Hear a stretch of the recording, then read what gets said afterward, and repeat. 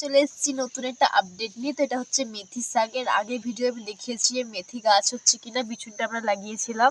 দেখুন দেখুন কি সুন্দর মেথি হয়ে গেছে। তো মায়ের মেথি গাছগুলোকে হারভেস্ট করছে। দেখুন এইভাবে হারভেস্ট করে দিবে পরপর সমস্ত মেথি শাকগুলোকে।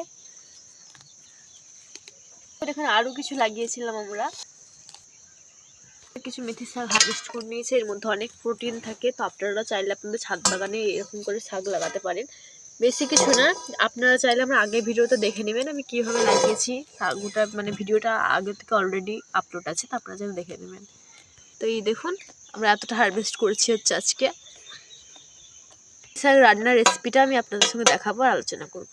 মেথির জায়গাতে আমরা এবার লাল শাক লাগাবো জন্য এই জায়গাটাকে আমরা তুলে নিলাম মেথিগুলো। এই দেখুন আর অনেকটা বড় হয়ে গেছিলো খাওয়ার মতো। এই দেখুন, তো আপনারা চাইলে আপনাদের ছাদ বাগানে লাগাবো। এই দেখুন ছোটো যত লাগিয়েছিলাম, তো এই জায়গাটা থেকে মেথিগুলো তুলে নেবো। এই দেখুন কি সুন্দর করে সমস্ত